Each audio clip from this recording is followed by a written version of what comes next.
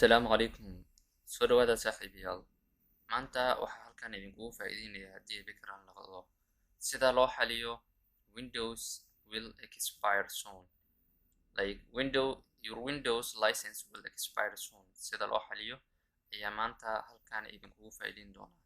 Haddii in muddo uu kugu soo celcelisho your Windows license will expire soon, okay, oo aadan ka xalinin, wuxuu kusoo qaban doonaa Windows activate ama activate Windows ayuu kusoo qaban doonaa. Maanta halkan waxaan kugu fahansiin doonaa sida loo xaliyo labadaas shay. Okay, waxaa u baahan tahay inaad heshid Windows activator inaad heshid ama KMS wax loo yaqaano. Okay, KMS kan waxaan kusoo dhigi doonaa haddii fikran noqdo telegramka linkigiisna waxaan kusoo saari doonaa qaybta descriptionka. Kasoo raac dan haddii aad u baahan tahay meesha kaga faa'iideyso. Fadlan intaana sii gudagelin sharaxaada channelka haddii aad ku cusub tahay subscribe leh, sidoo kale videogana like leh, lana sii share saaxiibadaada. Okay, aanu bilowno haddaba. Okay, before aanan extract here aan dhihin oo kan aanan ka furin raarka, waxaan u baahannahay inaan iska soo xirno Windows security-ga. Okay, Windows security-ga inaan iska soo xirno ayaan u baahannahay sababtoo ah haddii aan iska soo xirin wuu naga cuni doonaa oo security-ga ayaa naga cuni doona activator-ka. Windows security-ga ayaan tagay, kadib waxaan ku dhufsanaa qaybtan loo yaqaano fire and threat aan ku dhufsanayaa. Okay, sidoo kale halkan ayaan kasii dooran doonaa loo yaqaano manage setting. Haddii uu kugu xiran yahay antivirus oo kugu jiro computerkaaga, antiviruska waa inaad soo xirtaa, sidoo kale fire threat-ka aad soo xirtaa. Okay, waxaan tagaa marka qaybtan loo yaqaano manage setting. Halkan ayaan ka xiri doonaa real time-ka, sidoo kale saddexdan kalena waa iska xiri doonaa. Okay, marka sidaas aan isaga xiro afartaas qodob ayaan waxaa tegi doonaa KMS-ka.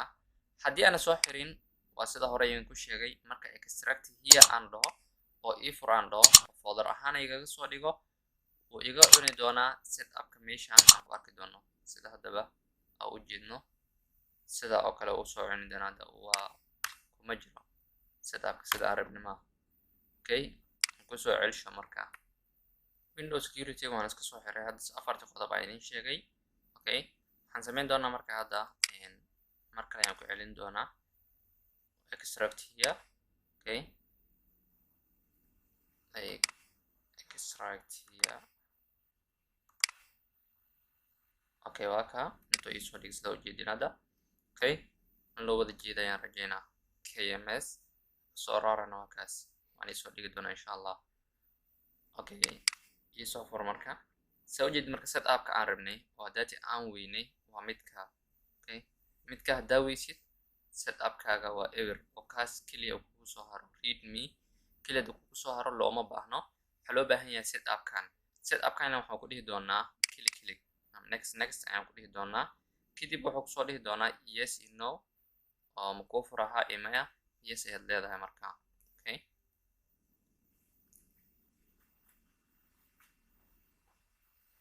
markuu sidaa kugu soo furmo waxaad ku dhufsan doontaa qaybtan loo yaqaano activate ayaad ku dhufsan doontaa.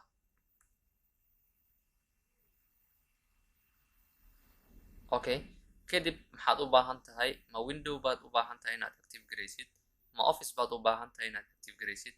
anaga waxa u baahannahay waa window sida ognahay sooma. window ayaan u baahannahay inaan active garayno. window ayaan ku dhufsanaynaa. kadib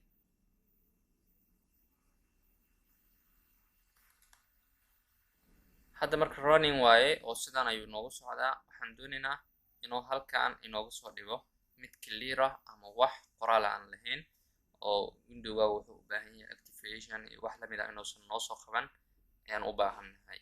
marka wax yar boos ayaan sii dhahaa videoga noo sii dheeraanin, waxyaabuu sii wadi doonaa insha Allah. isku soo laabasho insha Allah. Okay, so ujeedinba hadda meeshii uu kasoo leexiyey wixii aan qoraalkii ku qornaa eber ayuu ka dhigay shaqadana weli way socotaa okay meesha marka hadda waxay noqotay mid clear ah oo wax na soo weydiinayn your windows activate ama activate windows wax lamid ah waxba uusan noo soo qabanaynin oo nadiif inuu yahay okay runningkiis markuu dhameysto kadib ayaan iska xiri doonaa okay waa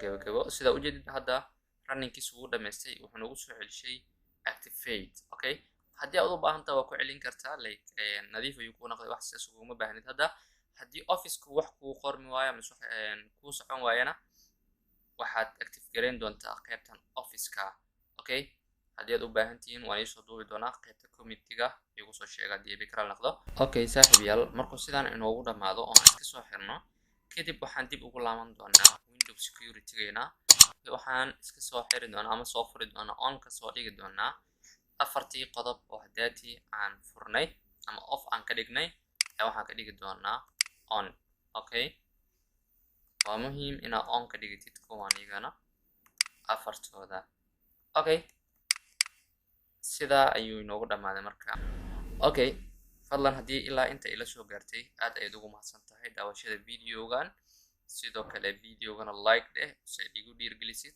lana sii share garee saaxiibadaada waxaana iska iloobin channelka inaad subscribe dhahdid si uu kusoo gaaro video xiga haddii bikra noqdo inta ka gaareen next video nabadgeliyo